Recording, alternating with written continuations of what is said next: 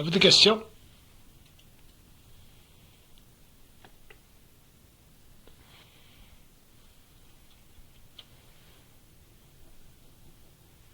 C'est bien que vous n'ayez pas de questions.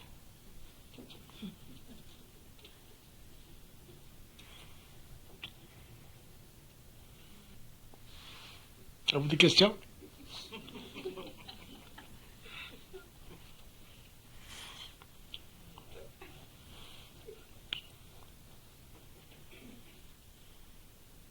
Pourriez-vous nous parler du clonage? Du clonage. Si vous voulez savoir sur le clonage. Si c'est réalisable, qu'est-ce qui se passerait pour une incarnation dans un corps qui serait cloné? OK, je ne vais pas répondre à votre question comme ça, mais je vais me servir de votre question pour arriver à d'autres choses. Ça va être plus utile.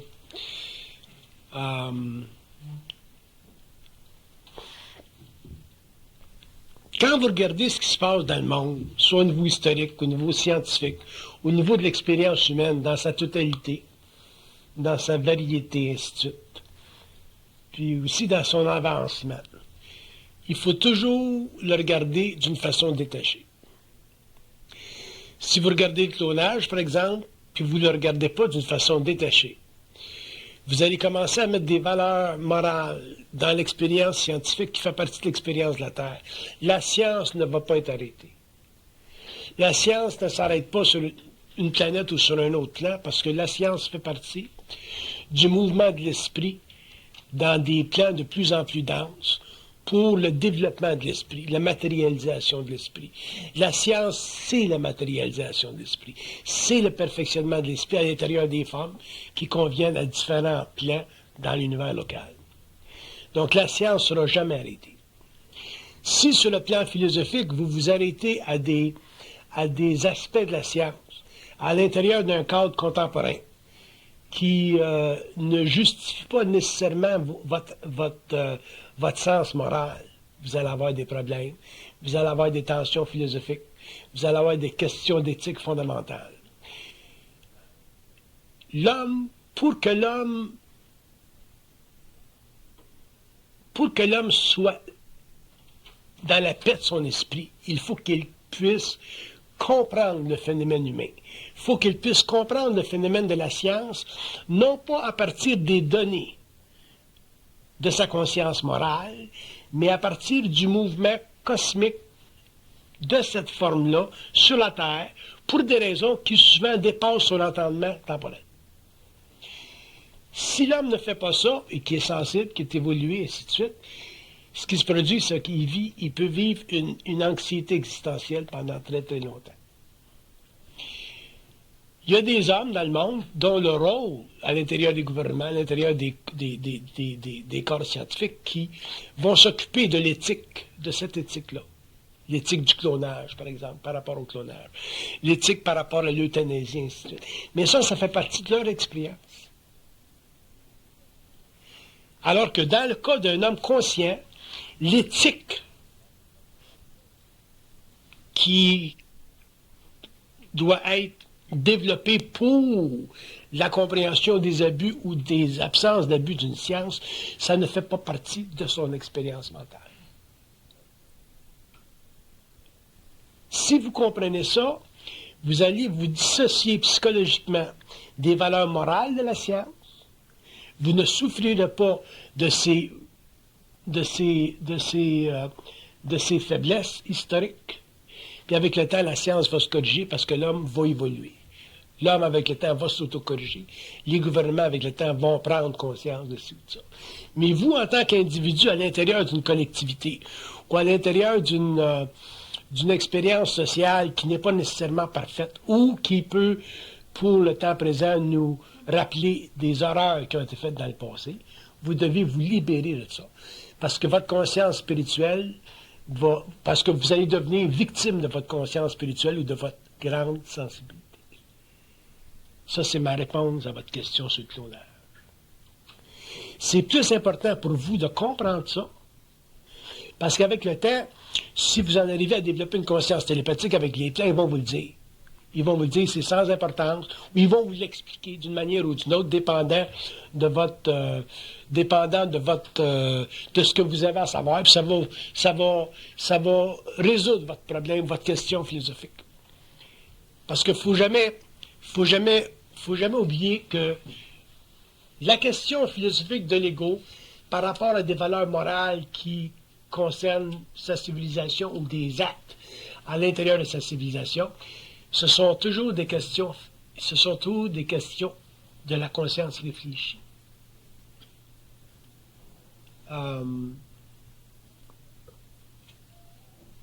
Si on regarde par exemple le problème de l'euthanasie, c'est pas évident pour une conscience morale chrétienne, judéo-chrétienne.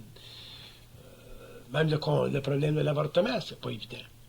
Si on n'a pas de réponse à partir du plan mental et qu'on doit traiter avec ces questions-là, des questions fondamentales de vie ou de mort, et être responsable de ces questions-là par rapport à nos états émotionnels, on n'en arrivera jamais à avoir la paix d'esprit. Il y a des gens qui souffrent énormément. Regardez la politique américaine aujourd'hui, la droite américaine, la politique républicaine. Aujourd'hui, elle est très, très affectée par ces grandes questions de moralité par rapport à l'avortement, par exemple. Ça fait partie de l'expérience de la masse spirituelle. Mais ça ne peut pas faire partie de la conscience mentale de l'homme. Ces questions fondamentales-là doivent être résolues un jour, de manière absolue, par votre propre esprit. Mais pour accéder à l'information directe, il faut que vous soyez capable, en tant qu'ego, en tant qu'être intelligent, d'absorber le choc, le choc de ce que j'appellerais la conscience impersonnelle de votre esprit. Si vous allez dans votre mental et vous vous posez la question par rapport au cloning, vous allez avoir une réponse très froide, très impersonnelle à partir de votre esprit. C'est cette réponse-là qui est la bonne. Les autres réponses qui sont chaudes, qui tournent autour, ça fait partie de la réflexion de votre ego. Ça veut dire que la lumière de votre esprit est astralisée un petit peu. Parce que vous êtes un homme évolué, parce que vous êtes un homme sensible, parce que vous êtes un homme qui pensez. Mais cet état d'esprit représente tout de même une conscience évolutive. Ça représente une conscience qui peut souffrir des abus dans une société qui, planétairement, est programmée pour l'expérience. Alors que dans le cas d'une conscience mentale, ça n'existe pas. C'est évident que si j'avais un discours à offrir à une société qui serait concernée avec le mandat de développer une éthique par rapport au cloning, par rapport à ces grandes questions fondamentales comme l'euthanasie, je pourrais le faire. Je pourrais le faire pour une société d'éducateurs, de gens qui travaillent dans ce milieu-là. Mais probablement que je ne pourrais pas le faire d'une manière créative. Je serais obligé de protéger leurs esprits. Je serais obligé de protéger la société. Je serais obligé de calfeutrer leurs émotions et de ne pas faire vibrer leur conscience à partir de la mienne, parce que je créerais plus de troubles que d'autres choses, parce que c'est nécessaire qu'il y ait des gens en société qui étudient l'éthique de ces questions-là, pour protéger une humanité qui, encore aujourd'hui, est extrêmement, ou peut-être extrêmement victime d'une action scientifique dont la lumière n'est pas présente, comme on a eu, par exemple, dans le temps d'Hitler, par exemple. Mais si vous me posez la question en tant qu'individu, je suis obligé de vous répondre en tant qu'individu. Je ne peux pas vous répondre en tant que personne appartenant ou partageant une conscience sociale. Chaque fois que vous dealez avec des questions fondamentales et que vous me posez une question, je suis obligé de vous réfléchir la réponse à partir d'une conscience mentale totalement individualisée. Je peux pas vous faire le plaisir de les réflexions philosophiques. Vous comprenez? Et c'est dans ce sens-là que votre question, pour moi, n'est pas importante, mais que la réponse par rapport à la question devient importante. Pour vous permettre finalement de voir qu'il y a une façon de savoir qui s'auto-définit et qui n'est pas définissable par la réflexion. À ce moment-là, vous cessez d'être philosophique. Vous cessez d'être mandaté personnellement à la recherche d'une réponse éthique. Et le problème contentieux de cette philosophie-là, ou de cette éthique-là, ne vous appartient plus. Il appartient aux autres, il appartient à l'humanité, et ça fait partie de son évolution, de son expérience sociale. Ça répond à tout ça. D'autres questions? C'est intéressant, c'est intéressant.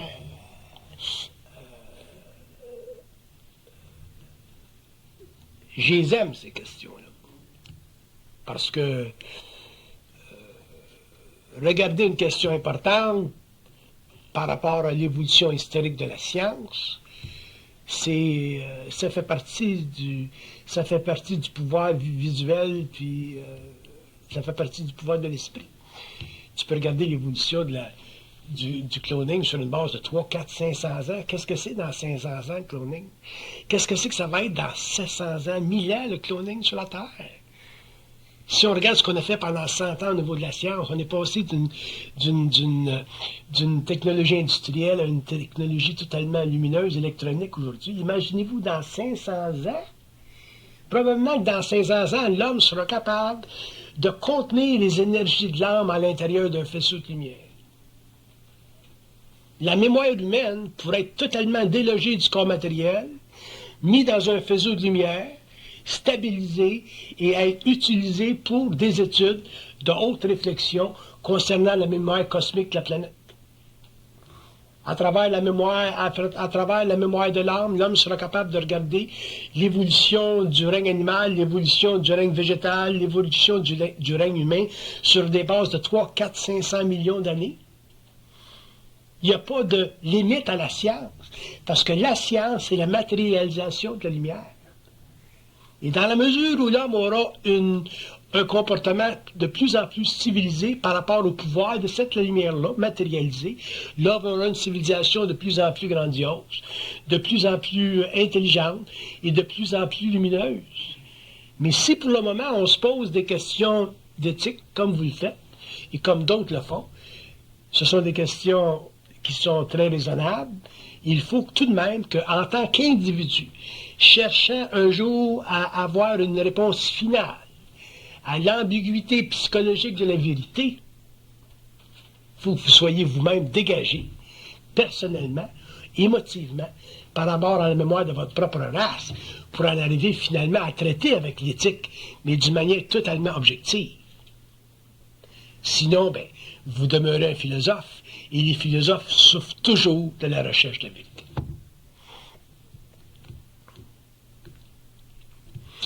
Tandis qu'il y a une conscience mentale, tu vas par en dedans, puis tu leur demandes telle chose, telle chose, telle chose, ou vous répondez d'une manière objective, vous n'avez plus le problème. C'est pour ça que je parlais tout à l'heure de la souffrance de ces enfants dans le monde. La terre, c'est un calvaire. La terre, c'est un calvaire. On est chanceux au Québec. Mais tu te promènes en Afrique, tu te promènes en Asie, la terre, c'est un calvaire. On voit très peu de choses de ce qui se passe dans le monde.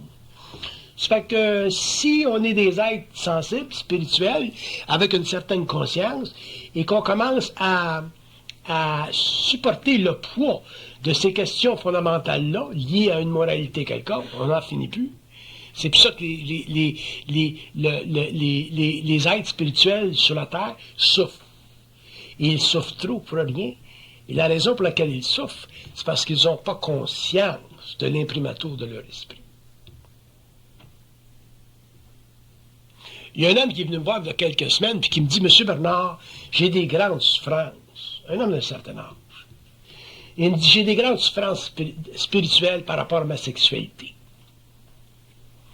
Il dit « J'ai des fantasmes abominables. » Puis il dit « J'en suis obsédé. » Puis il dit « Ça va totalement contre ma conscience. » Savez-vous quelle réponse j'ai dit?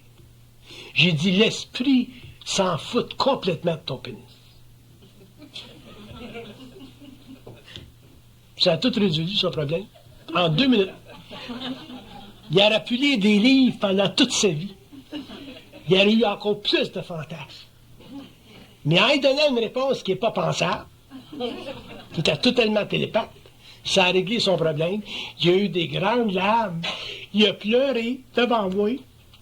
Puis il est parti là. Puis j'étais content de le libérer de ça. Puis ça, c'est notre problème. Fait que ce soit nos fantasmes, que ce soit la recherche d'une réponse par rapport à une grande question d'éthique, c'est toute la même chose. On est tous des êtres qui voulons comprendre, mais on ne sait pas comment comprendre, parce qu'on n'a pas eu la psychologie pendant l'évolution. D'ailleurs, l'évolution, la définition de l'évolution, c'est de ne pas avoir la science de l'évolution. Si on avait eu la science de l'évolution, on serait passé à l'évolution. Si on avait eu la science qu'on a aujourd'hui par rapport à ce qu'on a vécu pendant le temps des Romains, des Grecs, et ainsi de suite, de la Renaissance, on n'aurait jamais vécu l'Inquisition. Donc, cette lumière-là qui est venue des années au 20e siècle, maintenant qu'on l'a, ça nous force à prendre à une autre trajectoire, à aller dans une autre direction. Et notre devoir par rapport à l'humanité, c'est un devoir qui est totalement dirigé par rapport à soi. Si les hommes devenaient conscients, les problèmes structurels de l'humanité, les problèmes de la civilisation humaine d'aujourd'hui n'existeraient pas. Les hommes ne feraient pas mal aux enfants, les hommes ne feraient pas mal aux animaux, la science ne ferait pas d'erreurs catastrophiques. Donc, le plus grand bien que l'homme peut faire par rapport à l'humanité, c'est de s'humaniser lui-même. Et non pas de chercher à humaniser l'humanité. Ça ne s'humanise pas une humanité. Ça se maintient en équilibre. Les nazis ont donné toutes les raisons au monde pour leur agression contre l'Europe. Les socialistes en Russie ont fait la même chose, ont donné toutes les raisons au monde pour prouver que l'État était plus indépendant, importante que l'individu. Ça a été le conflit avec la conscience morale anglo-saxonne américaine qui a permis qu'on en arrive aujourd'hui à plus de liberté politique. Les Américains ont fait plus pour la liberté dans le monde que n'importe quel pays. Même s'ils ont des côtés qui sont affreux, si vous regardez leur constitution, elle est écrite en lettres d'or. Alors, c'est très important pour l'homme de comprendre que si il veut aider l'humanité, il faut qu'il s'aide lui-même. C'est évident qu'un individu par rapport à l'humanité ne va rien faire. Mais au cours de l'évolution, les hommes vont grandir, les hommes vont écrire, les hommes vont faire des architectures, les hommes vont faire de la médecine, la science va évoluer, la lumière va rentrer dans ces formes-là. Il y a des êtres qui ont travaillé dans l'obscurité scientifique au 20e siècle, comme Rudolf Steiner, des êtres qui ont fait des choses extraordinaires, qui ne sont même pas reconnus par l'establishment scientifique aujourd'hui. Des êtres qui ont travaillé en médecine, qui ont travaillé en architecture, qui ont travaillé dans l'agriculture, qui ont travaillé dans l'étude de l'esprit. Des êtres qui ont même été presque assassinés par Hitler. Des hommes, tu parles de ces hommes-là, personne ne les connaît. Mais leurs travaux sont là. Puis il y a du monde aujourd'hui qui commence à les lire, ces travaux-là, et ainsi de suite. Donc, la lumière, une fois qu'elle est matérialisée, qu'elle est contenue, qu'elle est encapsulée dans une mémoire quelconque, un jour, elle va servir des individus qui vont grandir, puis qui vont se libérer eux-mêmes du fardeau réflectif d'une conscience sociale qui les a animés pendant leur évolution, mais qui les rendra totalement libres un jour, lorsqu'ils comprendront la game, la grosse game. Donc ça, c'est ma réponse à cette grande question. D'autres questions? Okay. C'est dans ce sens-là que votre question est importante. Votre question n'est pas importante dans le sens de sa propre valeur. Votre question est importante dans le sens de ce qu'elle peut engendrer à partir du plan mental pour la rendre totalement inefficace. Comprenez? C'est là qu'elle est importante. C'est pas de nos affaires. Il faut être bien intelligent pour comprendre que c'est pas de nos affaires. Autrement dit, il faut avoir une conscience mentale pour comprendre que c'est pas de nos affaires. Ça ne veut pas dire qu'on n'a pas de sensibilité pour l'humanité, qu'on n'a pas de sensibilité pour les erreurs que l'homme peut faire, mais c'est pas de nos affaires dans le sens qu'on n'est pas des êtres instrumentés. On n'a pas le rôle karmique de travailler dans ces domaines-là. Moi, j'ai rencontré un homme, il y a plusieurs années, qui travaillait en sciences aux États-Unis, puis en sciences nucléaires. Puis je lui ai demandé un jour, j'ai dit, va par en dedans, puis il l'a fait, là, parce que on était des chums un peu. J'ai dit, va par en dedans, puis demande pourquoi tu travailles dans le nucléaire, au niveau des arts. Puis comme j'ai déjà dit, parce que je t'ai déjà mentionné ça, la réponse qui était venue, c'est que c'était pour des raisons patriotiques. J'ai dit, retourne par en dedans, puis demande si c'est vrai. Puis il est retourné par en dedans, puis ça, il a dit non. Ça lui a donné tellement un choc qu'il est sorti complètement. Fait que la valeur de nos questions, la valeur de nos plateformes, elle est extrêmement ridiculisable à partir du moment où on a une conscience mentale pour éclairer la source de nos questions. Puis c'est quoi la source de nos questions? La source de nos questions, c'est toujours notre inquiétude spirituelle. Ça va loin, l'inquiétude spirituelle de l'homme. L'inquiétude spirituelle de l'homme, c'est la fabrication astrale de son ego par rapport à un empire qui s'établit autour de lui, dont il ne comprend pas les lois fondamentales, ce qu'on appelle la vie planétaire. Si l'homme comprenait la vie planétaire, dans le sens que l'homme aurait des réponses absolue par rapport à tel contingent d'événements, l'homme n'aurait aucune anxiété spirituelle, l'homme n'aurait aucun besoin de la philosophie ne naîtrait même pas de son mental, parce qu'il aurait automatiquement la capacité de découdre le plaisir de l'esprit réfléchissant, qui nourrit la philosophie pour donner à l'ego une forme d'orgueil spirituel.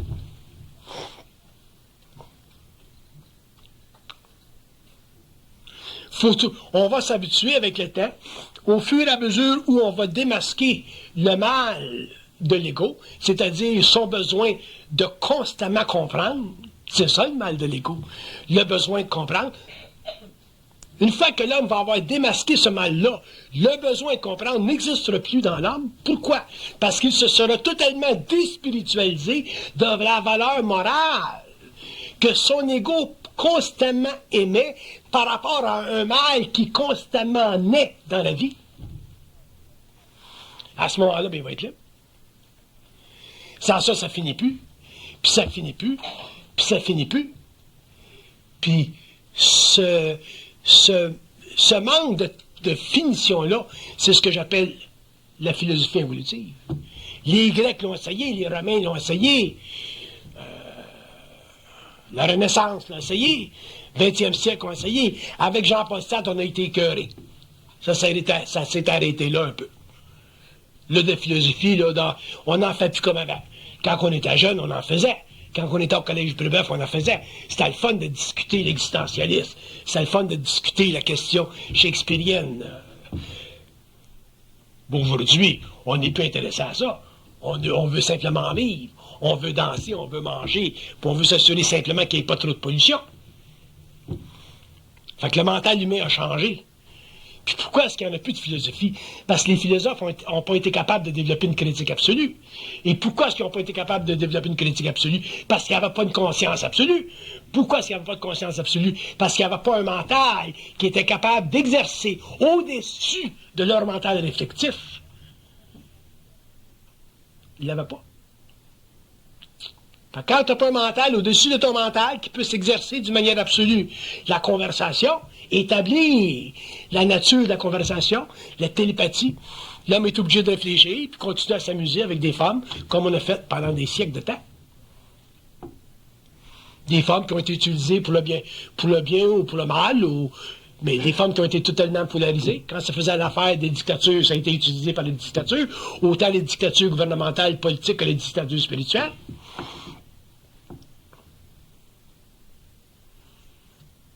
Aujourd'hui, ces dictatures-là ont moins de pouvoir parce que là, il y a tellement d'informations, rien n'est caché, en télévision, en radio, on a tout là aujourd'hui. Là.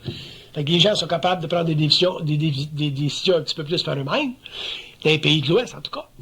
Puis même les pays de l'Est sont en train de craquer. Mais ça fait toute partie du pouvoir de la matérialisation de l'esprit. Fait qu'il va venir un temps où les erreurs qui puissent se matérialiser ou se matérialiser dans une société inconsciente, ça va s'auto-corriger. Parce qu'il y a beaucoup d'informations maintenant.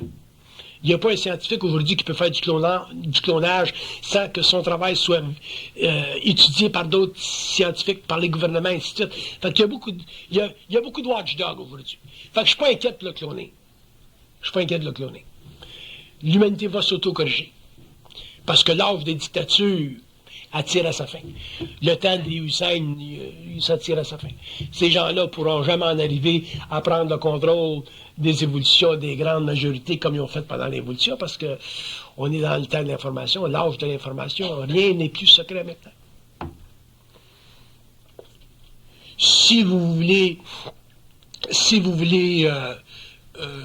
faire du dilettantisme intellectuel, dans le sens que étudier ça pour le plaisir dans la chose, bon, vous pouvez le faire avec des gens qui ont des mentales philosophiques, mais avec le temps, vous ne pourrez plus le faire. Parce que vous allez voir trop à travers la forme.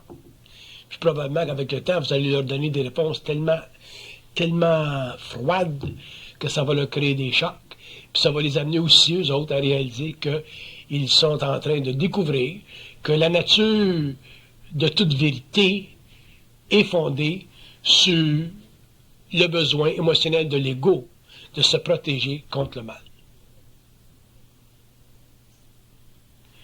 Mais si l'homme est conscient, il n'a plus à se protéger contre le mal. Parce qu'il n'a plus la crainte du mal. Parce qu'il comprend le mal. Parce qu'il est libre du mal. Parce que le mal ne fait plus partie de son expérience d'âme. Parce qu'il est libre. C'est ça que ça veut dire être libre. Qu'il y ait une guerre, qu'il y ait une épidémie, qu'il y ait ci ou qu'il y ait ça, qu'il y ait un tremblement de terre, que des milliers d'individus meurent, ça fait partie de l'expérience de la Terre. Ça ne fait pas partie de l'expérience psychologique de l'homme individualisé. Là, vous allez dire, ben oui, mais quand tu deviens conscient, tu deviens frette. C'est pas que tu deviens frette. Probablement que j'ai pleuré plus dans ma vie en public que n'importe qui. Fait que c'est pas que je suis froid. Seulement que dans des moments où l'homme doit apprendre à conserver son énergie mentale, à conserver son énergie émotionnelle le plus possible, pour pouvoir, avec le temps, en arriver à stabiliser toutes ses humeurs, toute son psyché, pour que son psyché devienne de plus en plus un appareil pouvant percevoir les nuances de son esprit. Tu ne peux pas percevoir les nuances de ton esprit si ton esprit est trop troublé, parce que l'esprit, c'est trop subtil. Alors, il va falloir que l'homme se calme au niveau mental, au niveau philosophique, au niveau réflexion, que l'homme sorte un petit peu de la forme.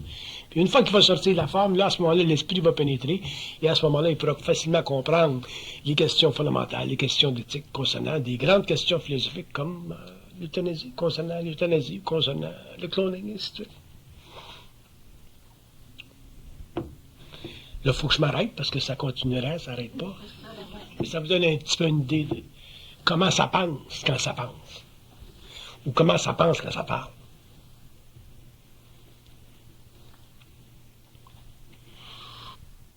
Ça fait partie de l'étude de l'esprit.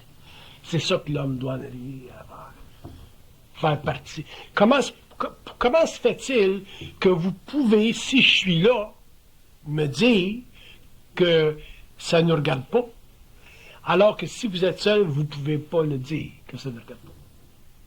C'est simplement parce que quand je suis là, vous avez un petit peu la part de ma vibration. Mais il va falloir un jour que vous soyez capable de le faire dans la part de votre propre vibration seule. Autrement dit, il va venir un temps où l'homme, seul, va pouvoir bénéficier de sa propre vibration. En attendant, tu as du monde comme moi, peut-être d'autres, qui peuvent aider ça, parce que quand on est là, on bloque le processus psychologique de l'ego, en l'affrontant directement. Mais éventuellement, l'homme va pouvoir savoir être seul, L'homme n'aura plus besoin de support symbiotique, psychique, par rapport à lui ou en relation avec lui, pour découvrir les grandes choses qui doivent être découvertes pour rendre lui-même libre ou l'humanité libre. C'est dans ce sens-là que la vibration, c'est extrêmement intéressant, puis c'est grandiose, puis c'est puissant. Pourquoi? Parce que ça pénètre l'ego. Ça le pénètre. Ça le pénètre. Ça le choque pas, ça discute pas, ça pénètre. Parce que ce qu'un homme conscient sait, l'homme qui est moins conscient le sait aussi, mais ne le réalise pas. C'est la seule différence entre l'homme conscient et l'homme qui est en évolution de conscience. On ne réalise pas. Il y a beaucoup de choses qu'on ne réalise pas, qu'on sait. On met ça de côté parce que c'est trop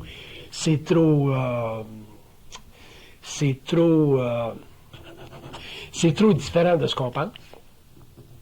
Mais quand on devient très, très habitué à la communication télépathique, plus c'est différent de ce qu'on pense, plus ça renforce notre individualité. Moi, j'ai des millions de conversations avec le plan mental depuis ma fusion, puis c'est toujours différent de ce qu'on pense. C'est toujours différent de ce que l'ego peut penser. Là, je suis habitué parce que ça fait des années. Mais au début de ma fusion en 69, c'était pas facile. Au point où je souffrais de ça. J'étais tanné de toujours avoir des réponses différentes de ce que l'humanité pensait. C'était fatigant. J'étais obligé de tout corriger, puis corriger, puis corriger, puis corriger. Avec le temps, c'est devenu une seconde nature. De sorte qu'aujourd'hui, bien, ça fait partie de mon travail. Donc, on doit s'habituer avec le temps, petit à petit, à accéder à du matériel qui fait partie de notre conscience universelle, qui fait partie d'un domaine qui appartient à tous les hommes. Puis au début, c'est pas facile parce que c'est du matériel qui se pense pas. On dirait que ça nous pénètre, puis c'est ça. Il faut qu'on parte avec ça. C'est comme une patate chaude. Il faut qu'on deal avec cette patate chaude-là. Alors que dans le passé, bien, on l'avait, ça. Parce que le mouvement de cette lumière-là, c'est toujours fait chez l'homme. Le côté inspirationnel qu'on appelle, ou les muses qu'on appelait dans le temps, ça c'est toujours fait. Mais quand ça allait trop loin, on mettait ça de côté. On disait, mais la société ne peut pas prendre ça, on met ça de côté. Mais il va venir un point où l'homme ne mettra plus rien de côté, il va tout prendre. Il va tout descendre, il va tout matérialiser, il va tout écrire. L'homme va tout dire. Seulement qu'il va le dire dans des conditions qui vont faire en sorte qu'il sera reçu. Moi, si je veux tout dire, mais je m'arrange pour parler avec du monde, je ferme les murs, puis il n'y a pas de micro, là, je peux tout dire. Fait comme ça, je ne monte pas personne, je n'énerve pas personne, puis je ne crée pas de trouble dans la société environnante. Mais si je veux dire des choses qui ne sont pas à la table, ben là, je peux dire, bon, ben, mets la machine, puis on peut envoyer ça en France, on peut envoyer ça en Amérique du Sud, on peut envoyer ça n'importe où. Mais si je veux tout dire, puis réellement canaliser toute cette information-là de manière totalement objective, pour réellement faire sortir le caractère sordide de l'expérience humaine, mais à ce moment-là, il faut que je fasse des levées d'hommes en privé. Parce que mon rôle, c'est pas d'énerver le monde. Mon rôle, c'est pas de troubler des esprits qui sont pas prêts à entendre certaines choses. Mon rôle, c'est d'éveiller la conscience humaine. À ce moment-là, ben, si je veux le faire à des niveaux un peu plus poussés, ben, je fais des levées en privé. Puis l'homme sera toujours obligé de faire des levées en privé. Parce qu'on ne vit pas dans une société consciente, on vit dans une société consciente. Puis on doit respecter les gens. On doit respecter l'homme, on doit respecter les religions, on doit respecter les gouvernements, on doit respecter les systèmes policiers, et ainsi de suite. Toutes ces choses-là ont été créées par l'homme pour sa propre évolution, souvent pour sa propre protection. Imaginez-vous si on vivait dans une société où on n'avait pas de corps policier, on serait-tu bien organisé?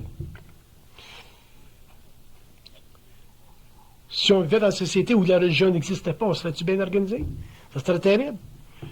Fait qu'il y a une grande différence entre la conscience évolutive, qui est fondamentalement une conscience collective, et la conscience évolutive, qui est une conscience totalement individualisée. Une grande différence. Seulement qu'un être qui a une conscience individualisée a la capacité de vivre intégralement à l'intérieur d'une conscience collective, dans la mesure où il n'est pas influencé par elle. Mais il doit respecter ses lois. Quand tu arrives à une lumière rouge, c'est pas parce que tu es conscient que tu passes la lumière. Toi, tu peux savoir qu'il n'y aura pas de policier là, pour toi de Chine. Mais il y a un véhicule en arrière de toi, il y a un autre homme là en arrière de toi qui va devoir aller contre la loi sociale. Donc, dans un sens, tu viens de lui nuire. Tu viens de lui enseigner de faire comme toi. Ça, c'est pas intelligent. C'est pour ça qu'on doit respecter les gens. Donc, l'individualisation de l'homme, le processus d'individualisation de l'homme, ça n'ira jamais contre l'équilibre social. Ça va simplement être au-dessus des conventions sociales qui nuisent à son individualité. Mais respecter la lumière rouge, ça ne nuit pas à ton individualité. Ne pas tuer ton voisin, ça ne nuit pas à ton individualité. Donc la conscience, ou les lois sociales, les lois sociales qui ne nuisent pas à ton individualité doivent être respectées.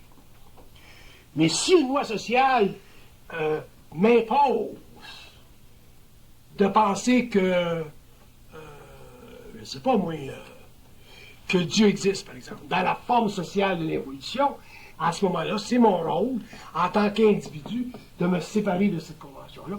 Sinon, j'individualise jamais ma conscience. Puis je demeurerai toujours victime d'une conscience spirituelle ou religieuse contemporaine. C'est la même chose pour la question concernant le cloning.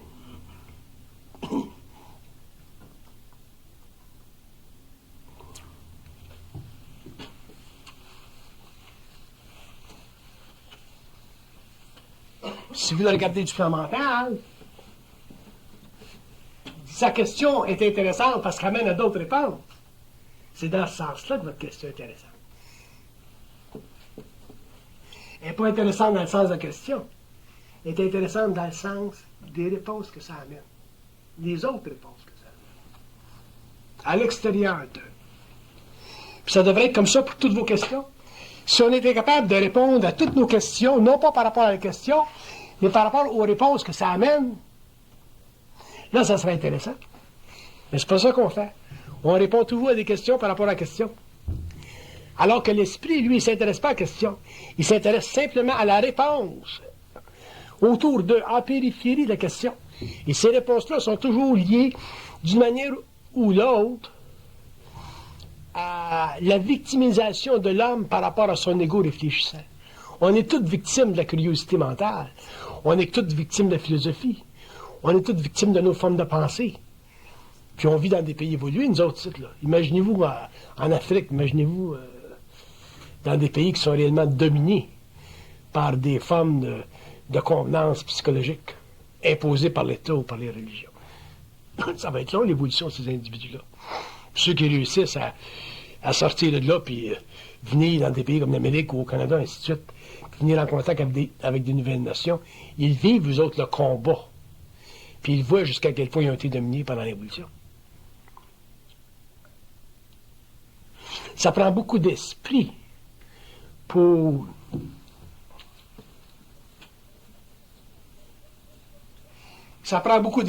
écouter un esprit. Ça prend de l'esprit pour écouter un esprit. Parce que quand tu écoutes un esprit, il n'y a plus de conflit. C'est simplement une vibration. Là, si tu écoutes un ego, là, c'est un autre pénomène. Là, il peut y avoir des conflits, il peut y avoir des altercations psychologiques. Mais écouter un esprit, c'est très facile. Parce que dans le fond, tous les esprits savent la même chose. Parce qu'une fois qu'un esprit est mis en vibration par un autre esprit, le combat n'existe plus entre les deux. Il y a simplement une alliance à un autre niveau qui fait partie de la résonance psychique de nos consciences mutuelles. C'est là que la paix d'esprit entre en jeu et que les hommes commencent finalement à s'unir en dehors des grandes arènes de la réflexion philosophique, qui ont été beaucoup plus utilisées pour faire d'eux des combattants pendant les siècles qui ont passé. Alors que dans l'évolution, l'homme va pouvoir discuter des choses les plus obscures, puis il va le faire dans un état de conscience totalement libre, totalement plaisant, totalement aéré, totalement éthéré. Qu'un homme ait plus de facilité à accéder à cette vibration-là, le point n'est pas là. Mais que des hommes ensemble soient capables, les deux, dans une même mesure, de bénéficier d'une même lumière, tout est là. C'est pas important que je sois plus télépathe que vous. Mais ce qui est important, c'est qu'ensemble, en tant que deux individus qui puissent se parler, on puisse comprendre la même chose. Parce que c'est pas parce qu'un homme est plus télépathe qu'un autre qui a plus accès à la compréhension que l'autre. Il a simplement plus accès à de l'information que l'autre.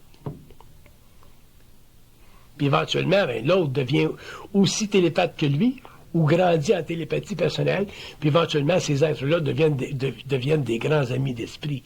Ils bénéficient réellement d'une conscience mutuelle, d'une même conscience. Ils comprennent les mêmes choses. Les conflits n'existent plus. La philosophie qui divise n'existe plus. Les religions qui divisent n'existent plus. À ce moment-là, l'homme rentrera dans une vraie science. Et s'il est technicien, s'il est scientifique, s'il est architecte, s'il est médecin, à ce moment-là, il sera obligé de travailler sous le couvert d'une nouvelle conscience. Mais il ne pourra jamais en public la rendre visible aux yeux de l'homme. Parce que là, il va tomber dans du missionnariat. Il va tomber dans une mission. Il va se mettre à l'encontre des grandes forces sociales astralisées. Et là, il va souffrir pour le restant de ses jours. Parce qu'il n'aura pas compris que tu ne peux pas être mental, conscient et spirituel en même temps. C'est intéressant, votre question. La question était quoi? La réponse a parlé forever.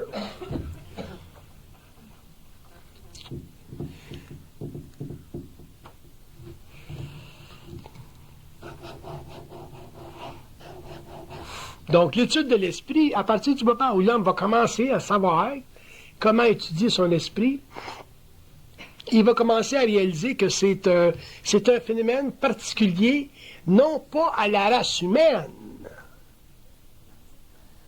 mais c'est un phénomène particulier au monde des intelligences.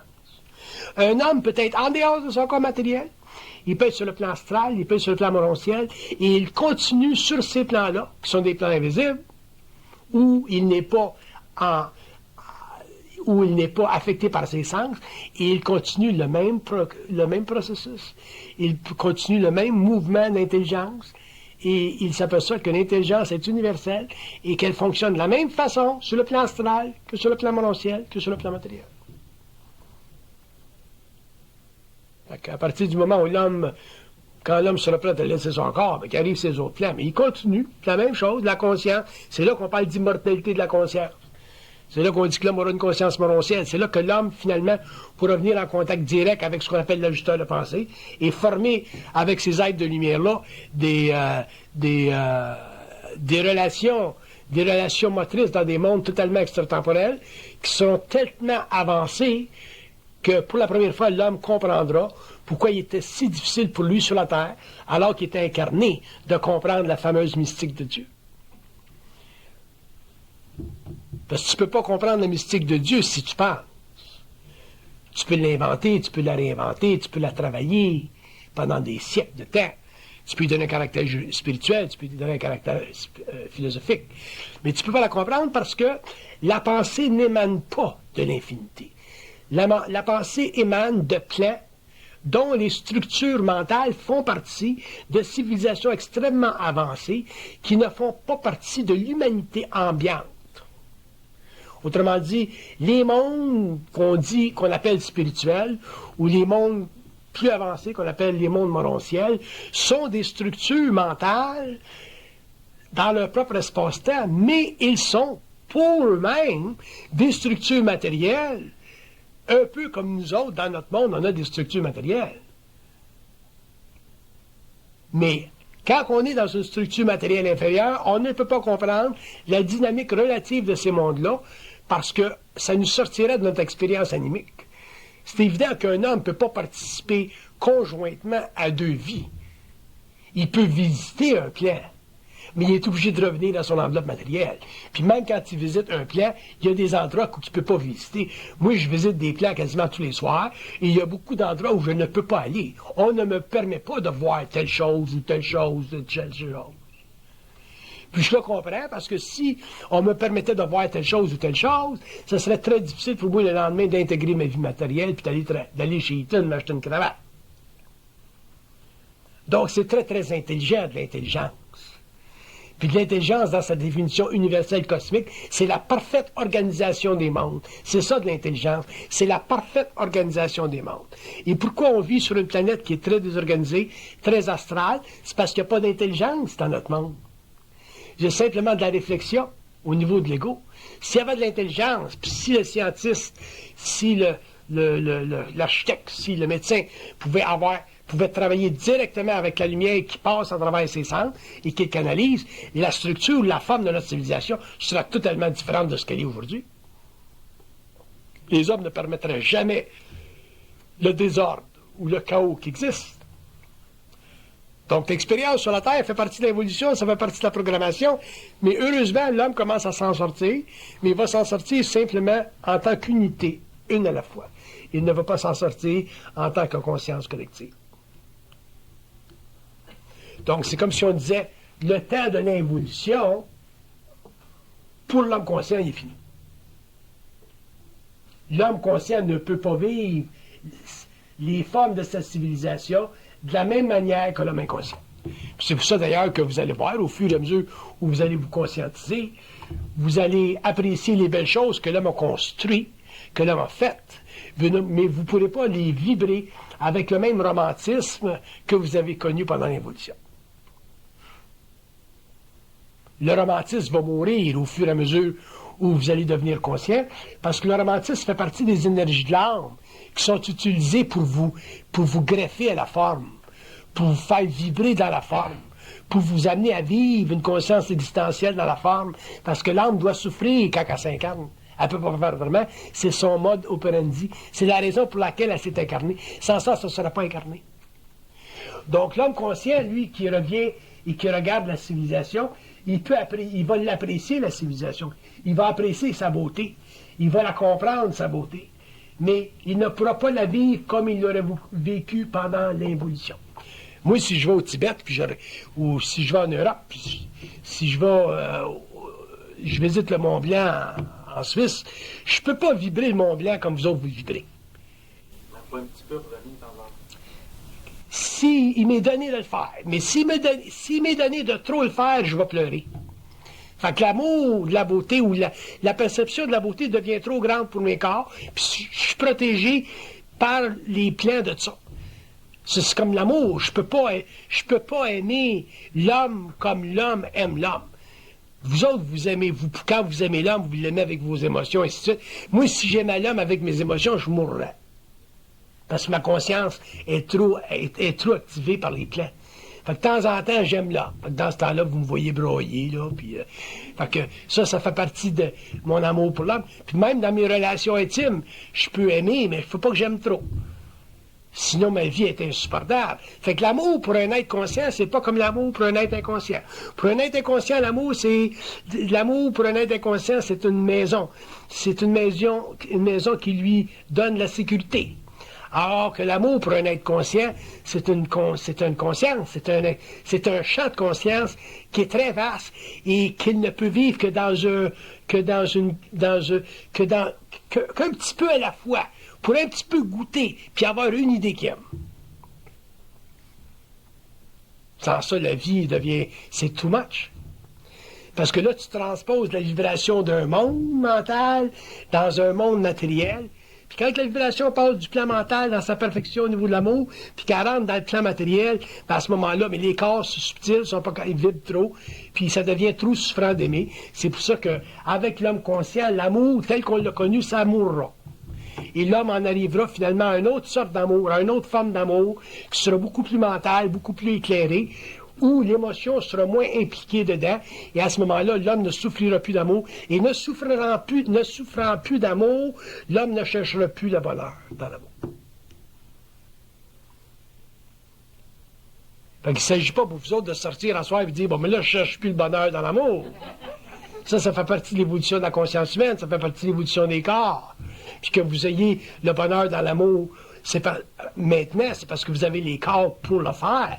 Mais un jour, vous n'aurez plus les corps pour avoir le bonheur dans l'amour. Moi, si je vivais le bonheur dans l'amour, j'exploserais.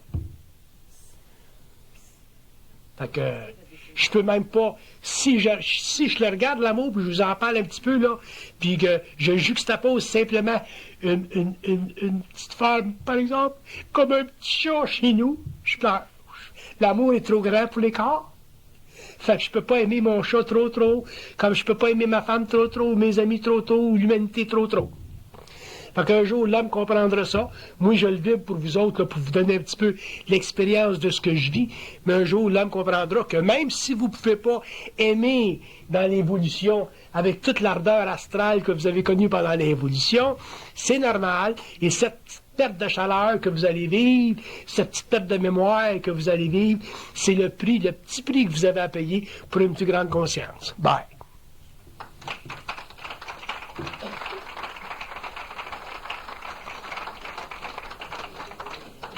Avez-vous des questions? Ah.